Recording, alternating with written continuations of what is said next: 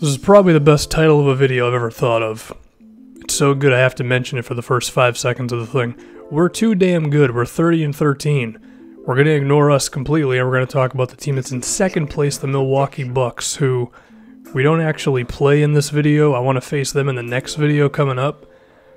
But they're awesome defensively. Their roster is pretty similar to what you'd expect it to be in real life. Thonmaker growing to an 81 and coming off the bench is pretty interesting.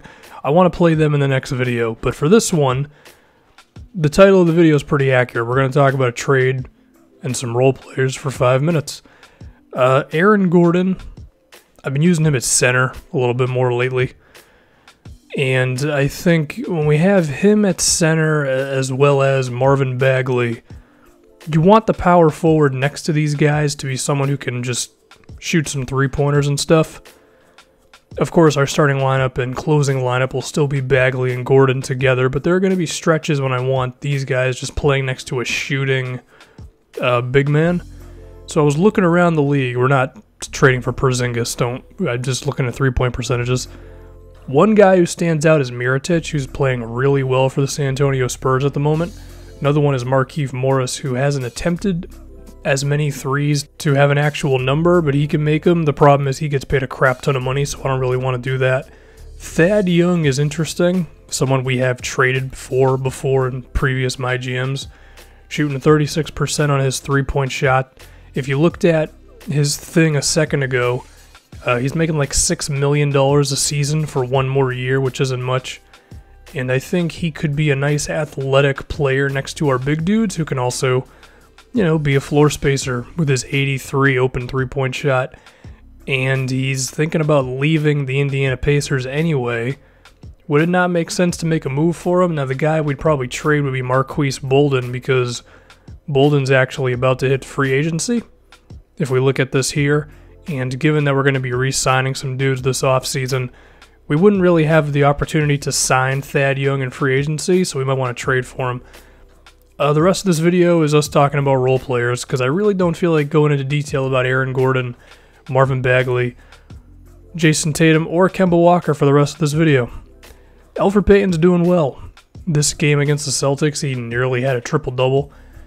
Basically, what I envisioned for Elfrid Payton is pretty much what's happening with the guy. He's just a really good backup point guard. You know, you ask the starting point guard to not be a three-point shooter, and it's just kind of rough. It doesn't really work out unless you're someone like Westbrook who can attack the basket like a crazy person. And even then, Westbrook's three-point shot wasn't bad this previous year. Elfrid Payton can't really make that sort of an impact, but you have him be the backup. Suddenly, things are a little more okay. The mid-range jumper has grown at least to an okay point for him. I'm not going to like rely on him as a scorer, but if he's got an opportunity for like a pull-up mid-range in the pick and roll, we can go to that and it can be a real thing, even though that's never an opportunity in 2K, or I just suck at getting those sorts of shots. Then we're going to talk about Biyombo. Good game against Portland, good game against the Celtics here as well. Biyombo is another reason why I'm willing to trade Marquise Bolden in a trade for someone like Thad Young, because, you know, at the beginning of the series, I was thinking about, you know, is Biyombo really going to be the guy for us at the backup center position? Or, I mean, at that point, I thought maybe he'd end up being the starter for us. I don't know. He's just kept on keeping on, you know, just maintaining, being a really solid rebounder, rim protector, and all that stuff. And I think he could benefit a lot from getting a stretch four as well in someone like a Thad Young, because, I mean, athletically, you're looking at Thad as well as Biyombo being just two guys who can move up and down the floor well, and then Thad would provide that spacing with, like, corner threes. Now we got to talk about Pascal Siakam, who had a good game here against the Sixers. He would probably be involved in this move as well. Looking back on it, we probably should have had Siakam learn how to shoot three-pointers.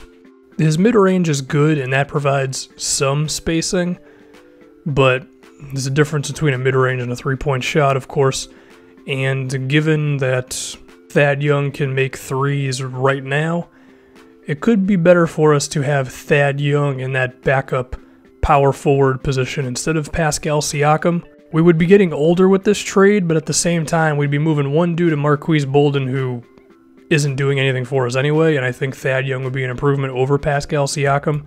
Plus, 2K18 comes out not too long from now, so it's not like we can just have another 3 seasons for Siakam to develop a three-point shot. So Thad Young may be in our future. Maybe, maybe not. And besides that, this video is pretty accurate to the title. I talked about role players for 5 minutes.